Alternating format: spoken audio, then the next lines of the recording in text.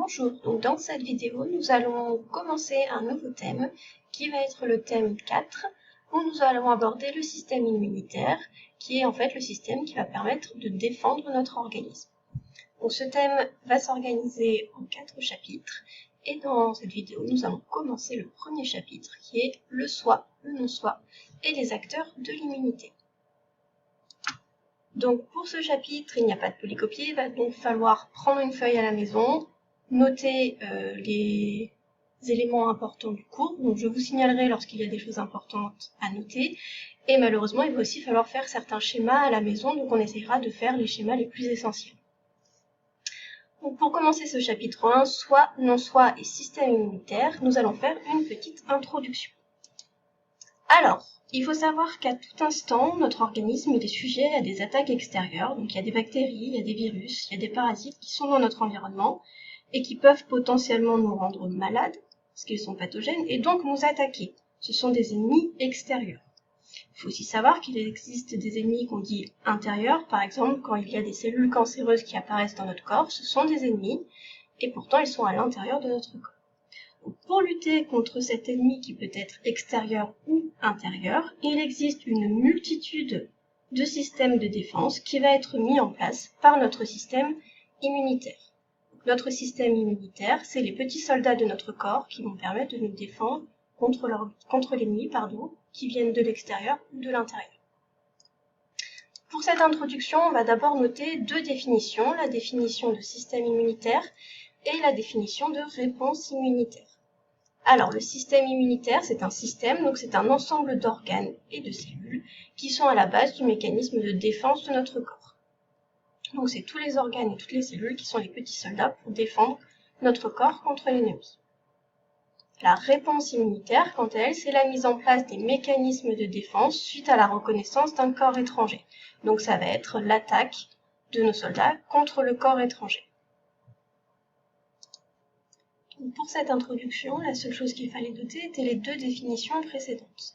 Maintenant, on va passer au grand 1, où on va aborder deux notions, le soi et le non-soi. Donc petit 1, nous allons d'abord faire la définition de ces deux termes, donc la définition du soi et la définition du non-soi. Donc il faut savoir que notre système immunitaire, son but, c'est d'éliminer toute menace de l'organisme, donc d'éliminer tous les ennemis qui peuvent attaquer notre organisme.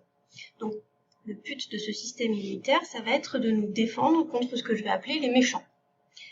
Mais pour pouvoir se défendre contre les méchants, il faut être capable d'identifier qu'est-ce qui est méchant et qu'est-ce qui est gentil, qu'est-ce qui appartient à mon corps et qu'est-ce qui est étranger à mon corps et qui présente donc une menace. Donc on va introduire ces deux notions de soi et de non-soi. Le soi, ça va être ce qui appartient à l'organisme. Donc c'est ce qui ne déclenche pas de réaction immunitaire, bien évidemment. Mon système immunitaire, il ne faut pas qu'il m'attaque moi-même, sinon c'est ce qu'on appelle des pathologies en fait auto-immunes. Donc le soi, c'est tout ce qui appartient à mon organisme, c'est tout ce qui va être gentil, il ne faut pas que je l'attaque, donc je n'ai pas de réaction immunitaire. Au contraire, le non-soi, c'est toutes les structures, donc des cellules ou des molécules, qui sont étrangères à l'organisme. Donc ces structures, si elles sont étrangères à l'organisme, ça veut dire que c'est potentiellement des menaces contre mon organisme, et donc que ça doit déclencher une réaction immunitaire. Mon système immunitaire doit attaquer cette menace étrangère. Donc ces deux définitions-là, bien sûr, sont à noter et à apprendre. Petite remarque, il existe ce qu'on appelle aussi le soi modifié. C'est-à-dire que c'est des cellules du soi, c'est des cellules de notre corps, mais qui ont été modifiées parce que, par exemple, elles sont infectées par un virus, ou alors ce sont devenues des cellules cancéreuses. Dans ces cas-là, on va les appeler soi modifiés, parce que c'est un soi, c'est bien ma cellule, mais par contre, elle est maintenant modifiée et elle est maintenant devenue dangereuse pour moi. Donc ça va devenir un soi modifié, il faut que je l'attaque pour éliminer la menace de la cellule infectée ou éliminer la cellule cancéreuse. Donc en fait, on a trois notions. Le soi, ça m'appartient. Le non-soi, c'est étranger. Et le soi modifié, c'est quelque chose qui m'appartient, mais qui a été modifié et qui maintenant présente une menace. Maintenant, la question qu'on va se poser, c'est comment le système immunitaire, il arrive à différencier ce qui m'appartient et ce qui ne m'appartient pas. Comment il le fait? Donc pour ça, on va passer au petit 2. Comment le système immunitaire reconnaît d'abord le soi? Et après, on fera un petit 3. Comment le système immunitaire reconnaît le non-soi? Alors, voici ici un schéma d'une cellule immunitaire quelconque. Donc, on a bien la cellule avec la membrane plasmique, le noyau, et ici, on a un petit récepteur particulier. Prenons maintenant une cellule quelconque, qu'on va appeler cellule A, avec aussi sa membrane, son noyau. Il y a ce qu'on appelle un marqueur moléculaire, et ce marqueur moléculaire, c'est ce qu'on appelle un CMH, pour complexe majeur d'histocompatibilité. Donc ce petit mot barbare, malheureusement, il va falloir l'apprendre.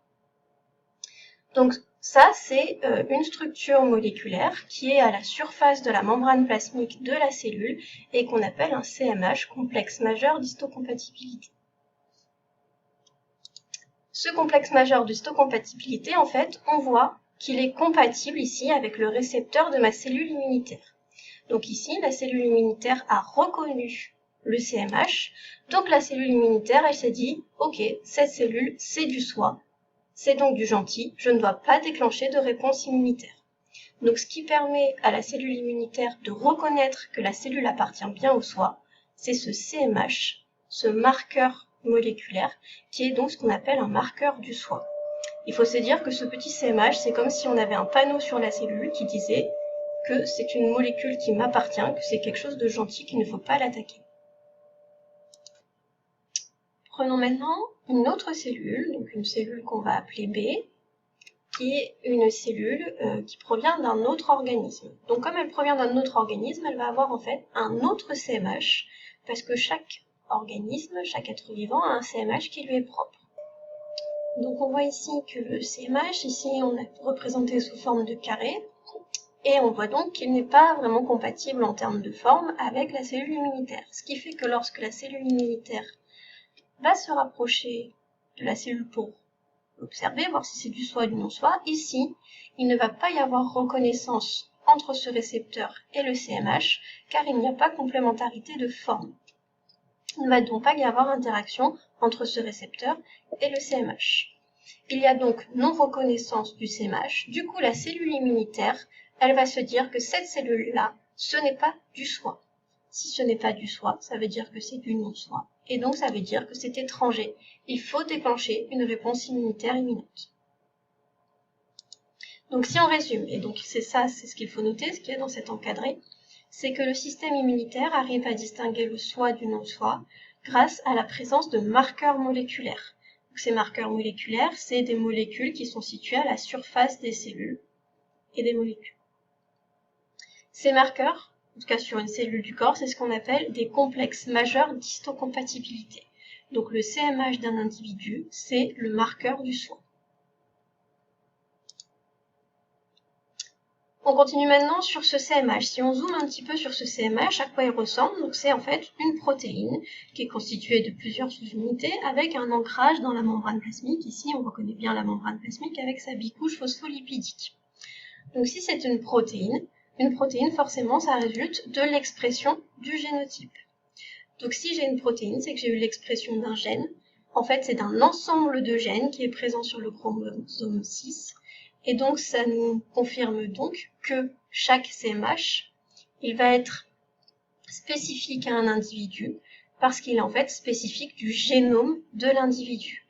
Donc, chaque individu a un CMH qui est différent parce qu'il a un génotype qui est différent. Donc, si on conclut, le CMH, c'est une protéine qui résulte de l'expression des gènes. Il est donc spécifique à chaque individu, car chaque individu a son propre génotype. On va faire une petite remarque supplémentaire. Le CMH, il est présent à la surface de toutes les cellules nucléées. Et on a quand même une cellule dans notre corps qui n'a pas de noyau, nucléé ça veut dire noyau, c'est en fait les hématies. Donc à la surface des cellules anucléées, qui n'ont pas de noyau, c'est-à-dire les hématies, on ne va pas trouver de CMH, mais on va trouver un autre marqueur du soi, qui est en fait les glycoprotéines à l'origine des groupes sanguins. C'est-à-dire que sur les globules rouges, on ne va pas trouver un CMH, mais on va trouver une glycoprotéine, un marqueur soit du groupe A, soit du groupe B, soit le groupe A plus B, dans ces cas-là on est du groupe AB, soit aucun marqueur, et dans ces cas-là on est du groupe O. On va donc terminer ce grand 1 avec le petit 3, comment le système immunitaire reconnaît le non-soi. Donc comme pour le soi le CMH, il existe en fait dans le non-soi des molécules qui sont marqueurs du non-soi. Donc quand on a un CMH qui est reconnu, c'est un marqueur du soi. Et après, les autres molécules, ça va être du non-soi. Et ça va être en fait des marqueurs qu'on va appeler des antigènes. Donc ici, j'ai pris une bactérie. Donc une bactérie dans un corps humain, c'est bien du non-soi, c'est une cellule étrangère. À la surface de cette bactérie, il y a aussi des petits marqueurs. Et ces petits marqueurs, on va les appeler des antigènes. C'est des marqueurs du non-soi. Ces antigènes, ils ont deux caractéristiques. La première caractéristique, c'est qu'ils vont déclencher une réponse immunitaire. Pourquoi mon organisme déclenche la réponse immunitaire? Parce qu'il a repéré un antigène. Pas parce qu'il a repéré la bactérie en entière, uniquement l'antigène. Donc on va dire que l'antigène, il est immunogène. Ça veut dire qu'il a la capacité de déclencher la réponse immunitaire. L'antigène, il a une deuxième caractéristique, c'est qu'il est capable de se fixer aux effecteurs de la réponse immunitaire. Donc on va le voir dans les chapitres suivants. Un antigène, ça va être capable de se fixer à une molécule de l'immunité qui est l'anticorps. Il va y avoir une interaction anticorps-antigène. Donc le fait qu'il y ait cette interaction et que l'antigène soit capable de se fixer à cet anticorps, on dit du coup que l'antigène, il est antigénique. En réalité, si on est extrêmement précis, ce n'est pas tout l'antigène qui va réagir et se fixer aux anticorps, c'est uniquement une toute petite partie que l'on va appeler l'épitope. Donc en fait, l'immunogénicité et l'antigénicité d'un antigène sont dues à la présence de ce petit site particulier qui est présent sur l'antigène que l'on appelle un épitope. Donc si on résume, ma bactérie c'est mon corps étranger, la partie qui est le marqueur du non-soi, c'est l'antigène. Et sur cet antigène, la partie qui va vraiment réagir avec mon système immunitaire et déclencher toute la réponse, c'est une petite partie qu'on appelle l'épitope. Donc c'est ce qui est marqué ici, donc encadré à noter dans votre cours. Les marqueurs du non-soi sont appelés antigènes. Un antigène, c'est une molécule capable de déclencher une réponse immunitaire. On le dit alors qu'il est immunogène. Un antigène, il possède aussi la capacité de se lier aux effecteurs de la réponse immunitaire. On dit donc qu'il est antigénique. En fait, l'immunogénicité et l'antigénicité, c'est dû plus spécifiquement à une toute petite partie que l'on appelle l'épitope. Pour terminer sur cette partie, on va voir qu'en fait, les antigènes, ils existent sous deux formes. On a des antigènes qu'on dit particulières et des antigènes solubles. Donc les antigènes particulières, c'est des protéines ou des polysaccharides, c'est-à-dire un complexe de glucides, fixés à la surface de cellules ou de micro-organismes. Donc un antigène particulière, c'est un antigène qui est fixé à la surface d'une cellule. Donc ici, ça veut dire que sur ma bactérie bacille, il y aura des petits antigènes en plus qui seront fixés. Sur mon virus, il y a des petites glycoprotéines ici qui sont fixées. Et c'est ces petites protéines qu'il y a à la surface de ces cellules qui sont des antigènes, et comme ils sont fixés à la surface de cellules, on dit qu'ils sont particulières.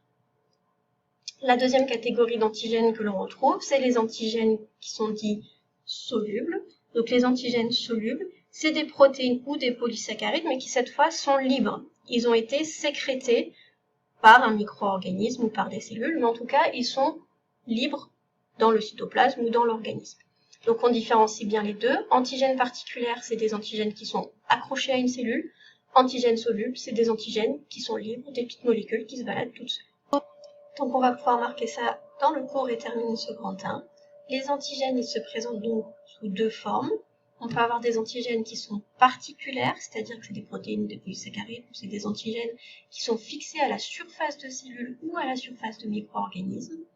Et à l'opposé, on peut avoir des antigènes qu'on dit alors solubles, qui sont cette fois des protéines ou des polysaccharides qui sont libres, c'est-à-dire qu'ils ne sont pas à la surface ni d'une cellule ni d'un micro-organisme, ils ont été au préalable sécrétés par des cellules ou des micro-organismes.